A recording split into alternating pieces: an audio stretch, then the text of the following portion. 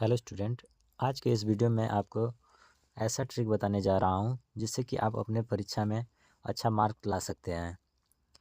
तो student video को अंत तक देखें और वीडियो अच्छा लगे तो वीडियो को लाइक करें और चैनल को सब्सक्राइब करें। तो चलिए शुरू करते हैं। तो स्टूडेंट आप जानते हैं कि अगर आप कितना भी तैयारी क्यों न कर लें, कुछ ऐसे प्रश्न होते हैं जिनका उत्तर हमको पता नहीं होता है। तो उसको हम क्या करते हैं, जैसे मान लीजिए कोई प्रश्न है, अब इसके उत्तर पता नहीं है हमको, तो हम इसमें हो सकता है कि जो मन में आए, जो हमको अच्छा लगे कि नहीं हाँ इसका उत्तर 1 हो सकता है या 0 हो सकता है, तो उसको हम इस पर टिक लगा देते हैं कि हाँ ये सही है सवाल, ये उत्तर सही है। तो हो सकता है कि ये सही भी हो जाए या गलत भी हो जाए। तो इसी तरह बहुत सारे प्रश्न हो जाते हैं जिनका कि हम उत्तर जो है तुक्का पे यानी कि रैंडमली ऐसे ही लगा देते हैं बिना कुछ सोचे और समझे। तो वो प्रश्न हो सकता है कि सही भी हो जाए और ये गलत भी हो सकता है। तो उसके लिए हम एक आंसर की के द्वारा हम समझेंगे। तो इस आंसर की के मदद से हम समझेंगे कि तुक्का कैसे लगाना है। तो जैसे मान लीजिए कि ये 100 प्रश्न का ये पेपर है और ये इसका आंसर की के द्वारा हम समझ लेंगे। जैसे कि मान लीजिए कि इसको हम काउंट करते हैं कि कितने प्रश्नों का जो ऑप्शन है वो ए सही है। तो इस तरह से इसको हम काउंट कर लेंगे। तो जब ये पूरा टोटल 100 है और इसमें ऑप्शन 4 हैं, ए बी सी डी, यानी सभी ऑप्शन लगभग सब बराबर होते हैं इसमें। तो जब आप किसी भी आंसर की को लेकर के उसमें काउंट करके देख सकते हैं कि जब हम इसमें काउंट करेंगे तो हो सकता है कि कुछ, जैसे ए है तो ए हो सकता है कि ये 25 के आसपास आ जाए, 25 से कम भी हो सकता है, 25 से अधिक ज़्यादा भी हो सकता है।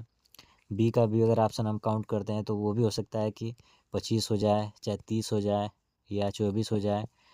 फिर सी का, यानी हम सबका इसी तरह बारी बारी से अगर काउंट कर लेते हैं तो हमको पता चल जाएगा कि इसमें 100 प्रश्नों में कौन सा ऑप्शन कितना प्रश्न में आया है। तो इस तरह से अगर हम देखते हैं, जैसे मान लीजिए ए का 20 हो गया, बी का अगर हम मान लेते हैं कि 25 हो गया, सी का 30 हो गया और डी का भी अगर मान लेते हैं कि 25 हो गया। तो इस तरह से टोटल 100 प्रश्न के उत्तर रहेंगे इसमें आंसर की में। लेकिन जब हम इसको भरते हैं तो इसी का हमको ध्यान रखना पड़ेगा। जैसे जो जो प्रश्न हमको आया गया उस प्रश्न का उत्तर हम रंगते जाते हैं इस तरह से ये, और जो नहीं आ रहा है उसको ब्लैंक छोड़ते जा रहे हैं। अगर हम इसको ब्लैंक छोड़ दें, फिर इसको अब लास्ट में जब हम उसको ऐसे ही अगर अपने मन से अगर टिक मार देते हैं या गोला कर देते हैं तो हो सकता है सही भी हो जाए या गलत भी हो जाए। लेकिन जब हम इस तरीके से हल करें, इसको काउंट कर लेंगे कि हमने ए वाला ऑप्शन कितना सही किया है, बी वाला ऑप्शन कितना सही किया है, सी वाला कितना सही किया है और डी वाला ऑप्शन कितना सही किया है। तो इसमें क्या होता है कि सब ऑप्शन जो होते हैं लगभग बराबर होते हैं।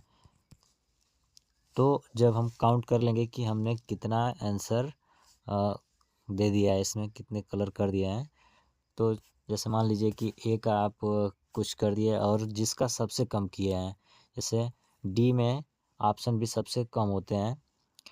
तो आप इसको ऐसे समझ सकते हैं कि जैसे मान लीजिए इसमें 100 प्रश्न में से हम 60 प्रश्न हल कर दिए। अब 60 में से हम ए का ऑप्शन 25 कर दिए और बी का भी 20 कर दिए। डी का डी का भी अगर हम मान लीजिए 25 के आसपास कर दिए, 25 या 23 कर दिए। तो इस तरह से, और सी का हम 5 या 4 किए। तो जब हम इसमें देख रहे हैं कि हम ये इतना सही किए हैं, तो अब जो खाली जगह बच गए हैं उनको अपने मन से रंगने से अच्छा है कि हम जिस ऑप्शन का सबसे कम उत्तर दिए हैं, जिस ऑप्शन का सबसे कम उत्तर दिए हैं, जितने भी प्रश्न छोड़े थे हम, उस प्रश्न के सभी ऑप्शन, उस प्रश्न के जो भी ऑप्शन है उसमें सब में हम सी को ही कलर कर देंगे।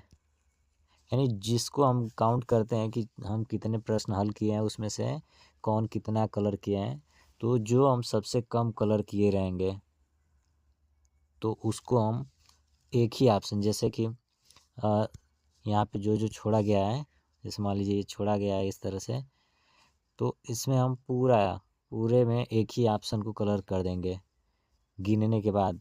अगर ए सबसे कम किया है, मान लीजिए ए का 5 प्रश्न किए हैं, तो हम ए वाले का ही जितने छोड़े थे सब में हम ए कलर कर देंगे।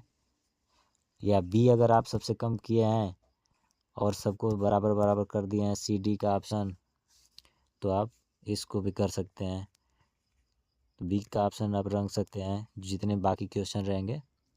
इससे क्या होगा कि इसमें जो भी प्रश्न अब इसमें जब डिवाइड हुआ है बी, तो ये अगर 25 प्रश्न लगभग इसमें भी रहेगा, बी ऑप्शन भी 25 रहेंगे, तो ये कम से कम इसमें 20 प्रश्न सही होने के चांसेस हैं। लेकिन अगर हम अपने से तुक्का अगर ऐसे ही मार देंगे तो हो सकता है कि सब सही हो जाए या हो सकता है कि सब गलत हो जाए। तो इसलिए इस ट्रिक का इस्तेमाल करते हुए हम आंसर शीट को भरेंगे।